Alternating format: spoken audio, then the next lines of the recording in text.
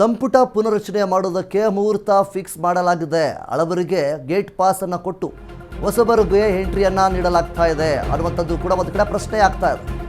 ಮೇ 15ರೊಳಗೆ ಸಂಪುಟ ಪುನರಚನೆಗೆ ಪಟ್ಟು ಹಿಡಿದಿದ್ದಾರೆ. ಮಲ್ಲಿಕಾರ್ಜುನ ಖರ್ಗೆ ಭೇಟಿಯಾದ ಶಾಸಕರು ಅಶೋಕ್ ಪಟ್ಟಣನ್ ಅವರ ನೇತೃತ್ವದಲ್ಲಿ ಮಾತುಕತೆ ನಡೆದಿದೆ. ದೆಹಲಿಯಲ್ಲಿ 15ಕ್ಕೂ ಹೆಚ್ಚು ಶಾಸಕರಿಂದ ಭೇಟಿಯಾಗಿದ್ದಾರೆ.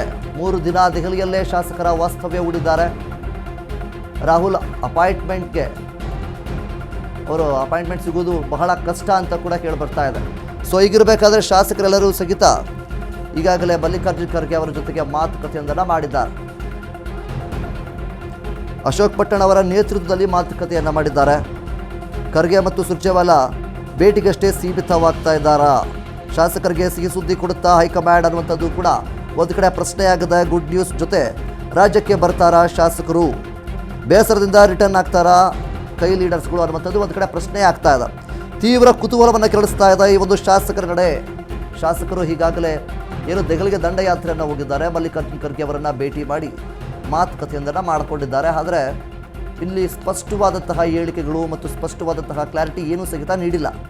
ಒಂದು ನಿರ್ಧಾರವನ್ನು ಸ್ಪಷ್ಟವಾಗಿ ಇನ್ನೂ ಹೇಳಿಲ್ಲ. ಆದರೆ ಒಂದು ಕಡೆಯಿಂದ ಸಚಿವ ಸಂಪುಟ ಪುನರಚನೆಗೆ ಮುಹೂರ್ತ ಫಿಕ್ಸ್ ಮಾಡಲಾಗ್ತಾ ಇದೆನಾ ಅನ್ನುವಂಥದ್ದು ಕೂಡ ಒಂದು ಕಡೆ ಪ್ರಶ್ನೆ ಆಗ್ತಾ ಇದೆ. ಯಾಕೆ ಅಂತಂದರೆ ಎಲ್ಲ ಶಾಸಕರು ಇಲ್ಲಿ ಮುಖ್ಯವಾಗಿ ದೆಹಲಿಗೆ ದಂಡಯಾತ್ರೆ ಹೋಗಿ ಮಲ್ಲಿಕಾರ್ಜುನ ಖರ್ಗೆ ಅವರ ಜೊತೆಗೆ ಮಾತನಾಡಿದ್ದಾರೆ. ಮೇ 15ರೊಳಗೆ ಸಂಪುಟ ಪುನರಚನೆಗೆ ಪಟ್ಟನ್ನು ಹಿಡಿದಿದ್ದಾರೆ ಶಾಸಕರು.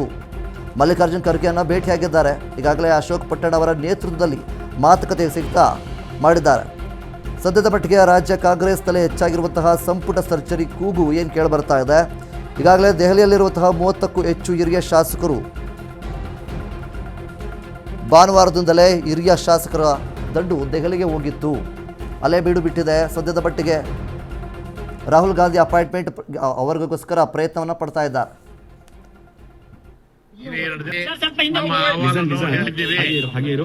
ನಾನು ಎಲ್ಲರೂ ಗಮನಕ್ಕೆ ಜನರ ಸೇವೆಗಳಿಗೆಲ್ಲ ಗಮನಕ್ಕೆ ತಂದು ನಿಮಗೆ ಸೂಕ್ತವಾಗಿ ಸಹಾಯ ಮಾಡಕ್ಕೆ ನಾನು ಪ್ರಯತ್ನ ಪಡ್ತೀನಿ ಅಂತ ಹೇಳಿದ್ದಾರೆ.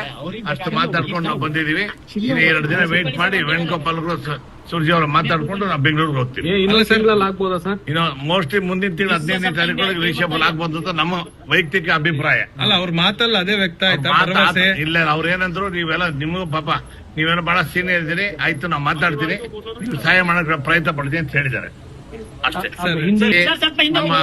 ನಾವು ಹೀಗೆ ಮಾಡ್ಬೇಕು ಹಾಗೆ ಮಾಡ್ಬೇಕು ಅಂತಕ್ಕಂಥ ಪ್ರಶ್ನೆ ಎತ್ತಿಲ್ಲ. ನಾವು ಏನಂದ್ರೆ 5 ವರ್ಷದಲ್ಲಿ ಈಗಾಗಲೇ 3 ವರ್ಷ ಮುಗ್ದಿದೆ.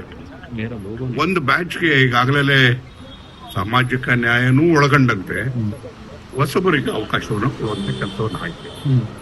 ಅದೇ ರೀತಿಯಾಗಿ ಸ್ವಲ್ಪ ಹಿರಿಕಿರ್ತಕ್ಕಂಥವ್ರು 3 ಟರ್ಮ್ನಿಂದ 5 ಟರ್ಮ್ ಆಗಿರ್ತಕ್ಕಂಥವ್ರು ಕೂಡ ಬಹಳಷ್ಟು ಜನಕ್ಕೆ ಅವಕಾಶಗಳು ಸಿಕ್ಕಿಲ್ಲ. ಅದನ್ನ ಇರತಕ್ಕಂಥದ್ದು 2 ವರ್ಷದಲ್ಲಿ ಮಾಡಿಕೊಡಿ ಅಂತಕ್ಕಂಥ ಮನವಿಯನ್ನು ಮಾಡಿದ್ವಿ. ನಾನು ನಿರೀಕ್ಷೆ ಮಾಡೋದಕ್ಕಿಂತ ಹೆಚ್ಚಾಗಿ ಅವರು ಸಹಾನುಭೂತಿಯಿಂದ ನಮ್ಮ ಮನವಿಯನ್ನ ಕೇಳಿದ್ದಾರೆ. ಇನ್ನು ಇದರ ಬಗ್ಗೆ ಹೆಚ್ಚಿನ ಮಾಹಿತಿಗಳನ್ನು ನೀಡೋದಕ್ಕೆ ನಮ್ಮ ಪ್ರತಿನಿಧಿ ವಿವೇಕ್ ಅವರು ನಮ್ಮ ಜೊತೆ ಇದ್ದಾರೆ. ವಿವೇಕ್, ಮುಖ್ಯವಾಗಿ ಈಗಾಗಲೇ ಶಾಸಕರು ದೆಹಲಿಗೆ ದಂಡಯಾತ್ರೆಯೊಂದನ್ನು ಏನು ಮಾಡಿದ್ದಾರೆ, ಇದರಲ್ಲಿ ಮಲ್ಲಿಕಾರ್ಜುನ ಖರ್ಗೆ ಅವರೊಂದಿಗೆ ಮಾತುಕತೆಯೊಂದನ್ನು ಮಾಡಿದ್ದಾರೆ. ಸದ್ಯದ ಮಟ್ಟಿಗೆ ಸಚಿವ ಸಂಪುಟ ಪುನರಚನೆ ಆದರೂ ಆಗಬಹುದು ಎನ್ನುವಂತಹ ಸಾಧ್ಯತೆಗಳು ಕೂಡ ಇದೆ. ಸೊ ಇದ್ರ ಬಗ್ಗೆ ಇನ್ನೂ ಏನೆಲ್ಲ ಅಪ್ಡೇಟ್ಸ್ಗಳು ಬಂದಿದೆ ವಿವೇಕ್? ಎಸ್ ವಿನೋದ್, ಕಳೆದ 1 ವರ್ಷದಿಂದ ಏನು ಸಚಿವ ಸಂಪುಟದ ವಿಸ್ತರಣೆ ಆಗ್ಬೇಕು ಅನ್ನೋ ಇಷ್ಟು ಗೊಂದಲ ಕೂಡ ರಾಜ್ಯ ಸರ್ಕಾರದಲ್ಲಿ ನಡೀತಾ ಇದೆ. ಈ ವಿಚಾರವನ್ನ ನಾವು ಸಾಕಷ್ಟು ಬಾರಿ ಗಮನಿಸ್ತಾನೆ ಇದ್ವಿ. ಜೊತೆಗೆ ಈಗ ಮತ್ತೆ ಆ ಸಚಿವ ಸಂಪುಟ ವಿಸ್ತರಣೆ ಮಾಡುವ ವಿಚಾರ ಮತ್ತೆ ಮುನ್ನೆಲೆಗೆ ಬಂದಿದೆ. ಯಾಕಂದ್ರೆ ಈಗ 2 ವರ್ಷ ಅಲ್ಲ 3 ವರ್ಷಗಳು ಸರ್ಕಾರಕ್ಕೆ ಕೂಡ ಕಳೆದಿದೆ. ಹಿರಿಯರಾದಂತವ್ರು ಸಾಕಷ್ಟು ಬಾರಿ 3-4 ಬಾರಿ ಶಾಸಕರಾದಂತವ್ರು ಎಲ್ಲರೂ ಕೂಡ ಈ ಬಾರಿ ನಮಗೆ ಸಚಿವ ಸ್ಥಾನ ಬೇಕೇ ಬೇಕು ಎಂಬ ಒಂದು ಪಟ್ಟನ್ನ ಕೂಡ ಹಿಡಿದಿದ್ದಾರೆ. ಅವರೆಲ್ಲರೂ ಕೂಡ ದೆಹಲಿಗೆ ದಂಡಯಾತ್ರೆ ಕೂಡ ಮಾಡಿದ್ದಾರೆ. ಸುಮಾರು 25ಕ್ಕೂ ಹೆಚ್ಚು ಶಾಸಕರು ದೆಹಲಿಯಲ್ಲಿ ಹೋಗಿ ಎಐಸಿಸಿ ಅಧ್ಯಕ್ಷರಾದಂತ ಮಲ್ಲಿಕಾರ್ಜುನ ಖರ್ಗೆ ಅವರಿಗೂ ಕೂಡ ಹೋಗಿ ಭೇಟಿ ಮಾಡಿದ್ದಾರೆ. ಭೇಟಿ ಮಾಡಿ ಒಂದಿಷ್ಟು ಚರ್ಚೆಗಳನ್ನ ಕೂಡ ನಡೆಸಿದ್ದಾರೆ. ಜೊತೆಗೆ ಇನ್ನು 2 ದಿನಗಳ ಕಾಲ ಅಲ್ಲೇ ಉಳಿಯವರು ಕೂಡ ಇದ್ದಾರೆ. ರಾಹುಲ್ ಗಾಂಧಿ ಅವರ ಅಪಾಯಿಂಟ್ಮೆಂಟ್ ಕೂಡ ಸ್ವತಃ ಕಾಯ್ಕೊಂಡಿದ್ದಾರೆ. ಬಹುಶಃ ರಾಹುಲ್ ಗಾಂಧಿ ಅವರ ಅಪಾಯಿಂಟ್ಮೆಂಟ್ ಸಿಗೋದು ಕೂಡ ಕಷ್ಟ ಅಂತಾನೆ ಅನ್ಸುತ್ತೆ. ಯಾಕಂದ್ರೆ ಈಗಾಗಲೇ ಪಂಚರಾಜ್ಯಗಳ ಚುನಾವಣೆ ಎಂಬ ವಿಚಾರದಲ್ಲಿ ರಾಹುಲ್ ಗಾಂಧಿ ಅವರು ಸದ್ಯದ ಮಟ್ಟಿಗೆ ಬ್ಯುಸಿಯಾಗಿದ್ದಾರೆ. ಆ ರಾಜ್ಯಗಳಿಗೆ ಓಡಾಟವನ್ನು ಕೂಡ ಮಾಡ್ತಿದ್ದಾರೆ. ಸದ್ಯದ ಮಟ್ಟಿಗೆ ಈಗ ಕಾಂಗ್ರೆಸ್ ಹೈಕಮಾಂಡ್ಗೆ ಆ ರಾಜ್ಯಗಳಲ್ಲಿ ಪಕ್ಷನ ಗೆಲುವು ಸಾಧಿಸೋದೇ ಒಂದು ಇಚ್ಛೆ ಆಗಿದೆ. ಆ ನಿಟ್ಟಿನಲ್ಲಿ ಈಗ ಸಚಿವ ಸಂಪುಟ ಹಾಗೆ ರಾಜ್ಯದ ವಿಚಾರದ ಬಗ್ಗೆ ಅಷ್ಟೊಂದು ತಲೆ ಕೆಡಿಸ್ಕೊಳ್ಳುತ್ತಾ ಹೈಕಮಾಂಡ್ ಅನ್ನೋದು ಒಂದಿಷ್ಟು ಪ್ರಶ್ನೆ ಕೂಡ ಮೂಡಿಸಿದೆ. ಜೊತೆಗೆ ಇವರ ಸೀನಿಯರ್ ಲೀಡರ್ಸ್ ಈ ಸಂದರ್ಭದಲ್ಲಿ ಯಾಕೆ ಈ ರೀತಿ ಮಾಡ್ತಾ ಇದ್ದಾರೆ ಅಂತ ಒಂದಿಷ್ಟು ಹೇಳಿಕೆಗಳನ್ನು ಕೂಡ ಬಹಿರಂಗವಾಗಿ ಡಿ.ಕೆ. ಶಿವಕುಮಾರ್ ಅವರು ಕೂಡ ವಾರ್ನಿಂಗ್ ಅಥವಾ ಬಹಿರಂಗವನ್ನ ನೀಡುವಂತ ಕೆಲಸಕ್ಕೂ ಕೂಡ ಮುಂದಾಗಿದ್ರು.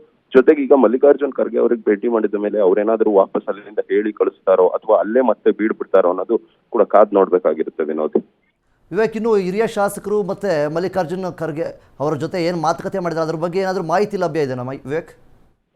ಎಸ್ ವಿನೋದ್, ಈಗಾಗಲೇ ಏನು ಅವರ ಹಠ ಇದ್ದಿದ್ದು ಕೇವಲ ನಾವು 3-4 ಬಾರಿ ಶಾಸಕರಾಗಿದ್ದೇವೆ, ನಾವು ಸೀನಿಯರ್ ಲೀಡರ್ಸ್ ಇದ್ದೇವೆ, ಆದ್ರೂ ಕೂಡ ನಮಗೆ ಸಚಿವ ಸ್ಥಾನಕ್ಕೆ ಮಣೆ ಹಾಕಿಲ್ಲ.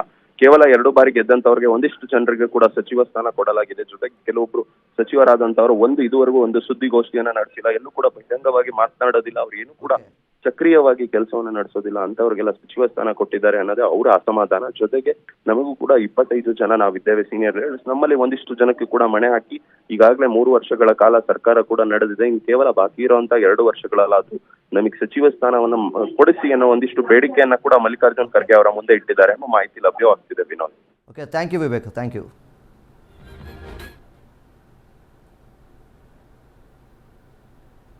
ಡಯಾಬಿಟಿಸ್ಗೆ ಮೆಡಿಸಿನ್ ತಗೊಂಡು ಶುಗರ್ ಕಂಟ್ರೋಲ್ನಲ್ಲಿದ್ದೀರಾ?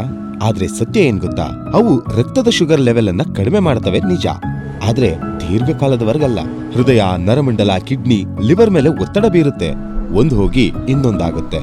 ಮೆಹಾಟೋನ್ ಕೇರಳದ ಆಯುರ್ವೇದ ಫಾರ್ಮುಲೇಷನ್. ಇದು ಶುಗರ್ ಮಾತ್ರ ಕಂಟ್ರೋಲ್ ಮಾಡಲ್ಲ, ಇಡೀ ಮೆಟಾಬಾಲಿಕ್ ಬ್ಯಾಲೆನ್ಸ್ ಅನ್ನೇ ರಿಪೇರಿ ಮಾಡಿಬಿಡುತ್ತೆ.